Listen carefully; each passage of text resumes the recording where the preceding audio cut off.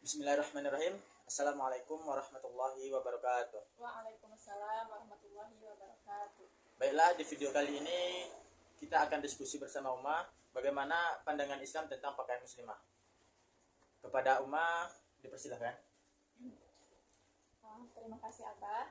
Bismillahirrahmanirrahim. Rabbi shrah li sadri wa yassir li amri wahlul 'uqdatam min lisani yafqahu qawli.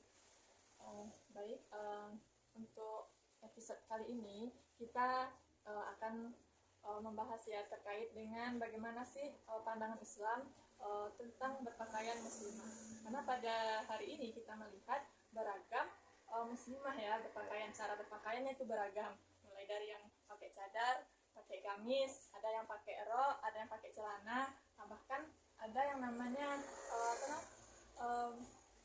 artinya tidak menutup auratnya gitu bahkan. Nah, sebenarnya bagaimana sih yang betulnya gitu ya? Nanti kita akan bahas. Sebenarnya ini berangkat dari setelah peradaban Islam itu runtuh ataupun khilafah itu runtuh, pemikiran umat Islam itu mulai kabur, gitu. Mulai kabur, pemahamannya mulai kabur. Jadi sudah tidak jelas lagi nih gitu ya. Bagaimana cara Islam mengatur berpakaian terkait bagaimana berpakaian muslimah ini, karena sakofa-sakofa Islam itu sudah mulai dikubur, bahkan sampai sekarang tidak hanya kabur ya pemahaman Islam, bahkan dibelokkan gitu. Bahkan orang Barat itu berhasil membelokkan pemikiran kaum muslimin pada yang mana itu bukan pemikiran Islam, tetapi seolah-olah itu dari Islam gitu. Bahkan umat Islam memang benar-benar meniru budaya-budaya Barat itu. Nah, alhamdulillah mendalik kondisinya hari ini begitu ya. Nah, padahal Islam ada nih mengatur gitu ya bagaimana sebetulnya berpakaian dalam Islam kayak gitu.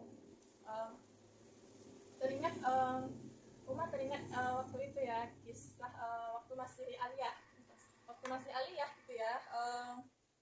Teringat waktu itu kami tren ya pakai kerudung gitu kan, dililitkan gitu, jadi nggak tertutup dadanya, nggak tertutup gitu.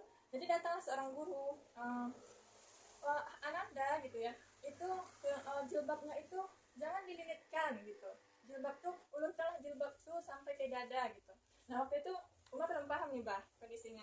Uma belum paham dan Uma pun nggak ada menanyakannya apa dalilnya bu gitu kan. Apa dalilnya terkait mengulurkan jilbab sampai ke dada itu nggak ada ditanyakan gitu. Waktu sebelum Abah mengetahui lah ya, sebelum Abah tahu nggak Abah beda kerudung sama jilbab? Tahu kan mana jilbab, ini dibilang juga jilbab nih gitu kan, ini kan yang dimaksud jilbab. Sama Uma juga begitu sebelum mengkaji Islam gitu, tapi setelah mengkaji Islam ternyata kerudung sama jilbab itu adalah satu hal yang berbeda gitu. Miris sekali ya kondisinya hari ini, bahkan itu tidak hanya di kalangan dikatakan orang yang tidak belajar agama, bahkan orang yang belajar agama gitu kan tidak tahu gitu beda antara Jilbab dan kerudung. Jilbab dan kerudung gitu kan, sama aja ambil jilbabnya, pakai jilbabnya, padahal sebenarnya maksudnya itu adalah kerudung gitu. Nah, kita mendefinisikan ini tidak hanya asal-asalan ya, tapi memang berdasarkan Al-Quran gitu ya, berdasarkan Sunnah. Karena apa? Islam mengatur bagaimana cara berpakaian tadi gitu. Tidak hanya ini sudah sopan nggak ya? Kira-kira kalau sopan itu standarnya siapa gitu? Ke siapa kita tanyakan ini sudah benar atau enggak, itu ke siapa gitu? Kalau misalnya pakainya tuh nggak ketat, yang penting kan udah nutup aurat, yang penting kan udah longgar gitu kan. Jadi standarnya apa nih yang berpakaian muslimah ini gitu ya? Nah, maka kita akan kembalikan standar berpakaian muslimah itu adalah Al-Quran ya, Al-Quran dan As-Sunnah gitu. Tidak mengikuti nenek moyang gitu ya. Kalau kita melihat ke belakang gitu ya, kalau dilihat nenek-nenek kita dulu itu kerudungnya menutup yang dada nggak bang? Ingat nggak nenek dulu lehernya terbuka nggak sih? Dia pakai selendang aja kan, ciut gitu ya.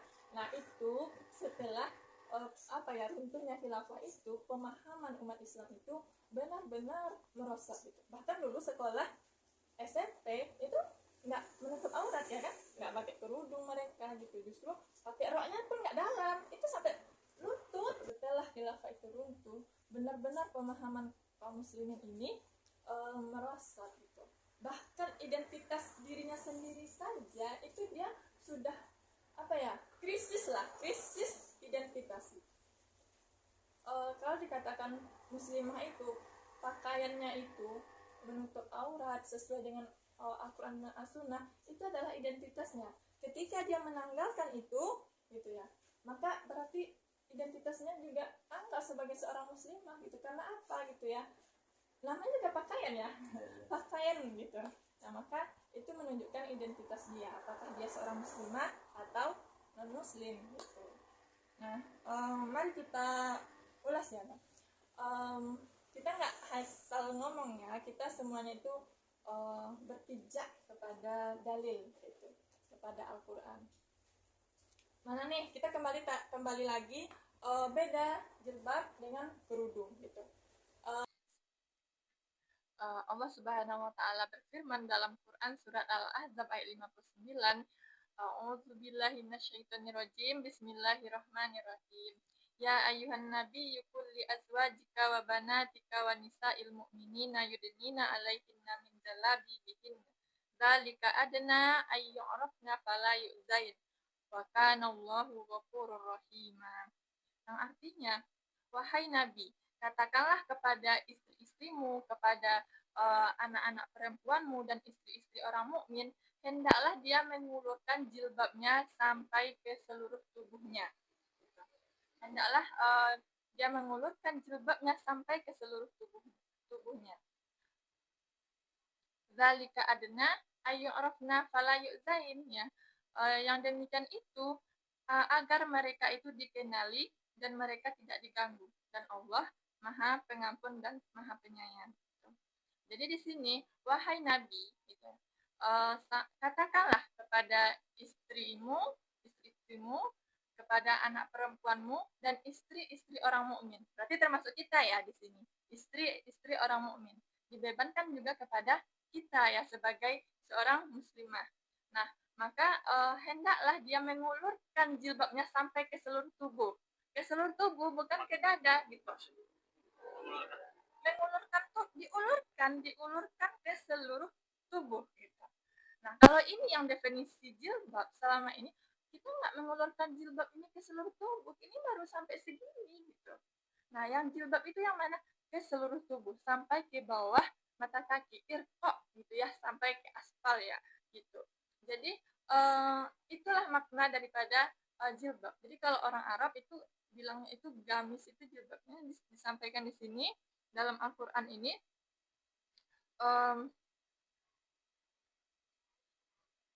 Yudnina alaihinna min jalabibihinna. Ya.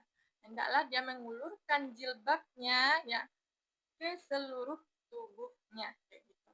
Nah, kemudian kita juga bisa melihat ya ini ya, itu yang tadi jilbab ya. Jilbab itu sampai ke seluruh tubuh. Nah, tapi kalau terus ini apa dong namanya gitu. Nah, itu juga ada ya, Allah katakan ini namanya khimar gitu. Kita buka bisa ya, bisa teman-teman juga nanti lihat dalam Al-Quran surat An-Nur ayat 31 ya. Di sini disampaikan a'udzubillahi minasyaitonirrajim, bismillahirrahmanirrahim. Waliyatribna bihumurihinna ala juyubihinna gitu. Hendaklah mereka mengulurkan ya khimarnya hingga ke dada. Nah, jadi kalau khimar itu diulurkan sampai ke dada, tapi kalau jilbab itu diulurkan sampai ke seluruh tubuh. Beda nggak? Beda fungsi, beda nama gitu. Beda nama, beda fungsi. Jadi nggak bisa disama-samakan, dicampur adukan. Oh, yang penting udah nutup aurat, yang penting udah bahkan ya saking krisisnya pemahaman kaum muslimin, itu ibu-ibu tuh pakai anduk aja udah dia antara anduk di atas kepala udah bisa dia ke warung kayak gitu. Nah, itu bukti krisis sekali pemahaman kaum muslimin ya, muslimah terkhususnya memudah-mudahkan ya, tanpa ini benar nggak sih? Bahkan mereka menjadikan standarnya itu manusia, bukan Al-Quran lagi. Oh, ini udah sopan belum gitu. Nah, kalau ketika udah sopan dia mau keluar ya, meskipun ya pakai celana atau pakai baju agak longgar sedikit, keluar gitu. Atau bahkan pakai mukena aja, nggak pakai gamis, nggak pakai jilbab, pakai mukena bisa keluar kayak gitu. Nah, itu fakta kondisi yang terjadi hari ini, tidak menyandarkan bagaimana cara berpakaian itu berdasarkan Al-Quran, tetapi menurut main main terka-terka aja gitu, main terka sesuka hati ya. Apalagi sekarang ini ya mode ya, menurut mode. Oh ini baju ke pasar, ini baju ke pergi main gitu kan. Nah, kalau pergi main pakai celana, kalau pergi pengajian pakai gamis gitu. Nah sebenarnya gitu, pakaian muslimah itu ketika dia keluar rumah dia wajib menggunakan secara sempurna, baik itu khimar maupun jilbab. Bahkan juga ada gitu ya yang namanya itu mihnah. Nah, ada lagi nih, apa itu mihnah?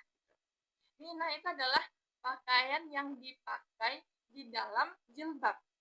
Nah, jadi tidak hanya ujuk-ujuk pakai jilbab saja, tetapi juga ada namanya mihnah. Nah, itu juga ada dalilnya gitu dalam Quran surat An-Nur ayat 60. Nah, kita bacakan artinya. Dan para perempuan tua yang telah berhenti dari haid dan mengandung, yang tidak ingin menikah lagi, maka tidak ada dosa menanggalkan pakaian luar mereka dengan tidak bermaksud menampakkan perhiasan, tetapi memelihara kehormatan adalah lebih baik bagi mereka. Allah Maha mendengar, Maha mengetahui. Jadi, kalau perempuan tua, nenek-nenek yang dia tidak haid lagi, kemudian dia tidak ingin menikah lagi ya, artinya tidak ada lagi keinginannya untuk menikah, bergaul dengan laki-laki kayak gitu. Kemudian dia itu memang sudah menopause tadi ya, maka dia sudah boleh nih nggak pakai jilbab, boleh dia nggak pakai gamis, tapi dia harus tetap menutup aurat gitu. Nah itulah maksudnya itu mihnah tadi.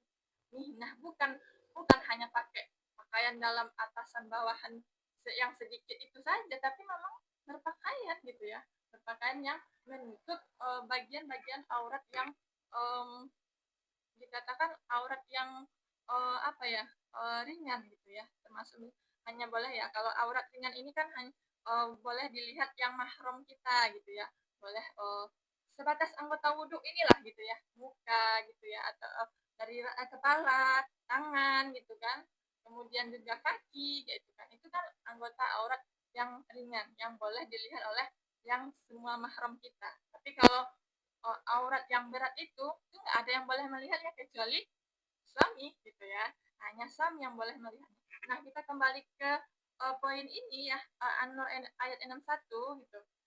Terbalik ya kondisinya hari ini, justru yang pakai gamis itu dibilang nenek-nenek. Justru nenek-nenek itu sudah lepas itu bahapanya, sudah lepas kewajibannya untuk tidak pakai gamis gitu, atau tidak pakai jilbab. Boleh dia pakai rok saja gitu ya, boleh dia atau pakai baju yang berpotongan kayak gitu, boleh seperti itu, tapi tetap menutup aurat. Maka di sini ditegaskan sama Allah gitu ya, maka tidak ada dosa menanggalkan pakaian luar mereka dengan tidak bermaksud menampakkan hiasan, tetapi memelihara kehormatannya adalah lebih baik bagi mereka. Allah Maha mendengar, Maha mengetahui. Tapi kalau dia tetap mau pakai gamis, itu lebih utama. Jadi memang lebih utama kalau masih tetap memakai gamis, pakai jilbab gitu ya, kemudian pakai mihnah juga di dalam, itu Masya Allah lebih utama gitu. Itu ya poinnya. Jadi sudah 3 nih poin dalilnya tadi. Ada jilbab ya, mengulur seluruh tubuh, kemudian ada khimar itu sampai ke dada, kemudian ada yang namanya mihnah gitu. Mihnah itu adalah pakaian yang kita pakai di dalam gitu, Bah. Itu dalil terkait bagaimana dalam Al-Qur'an ya. Itu semuanya dalil Al-Qur'an.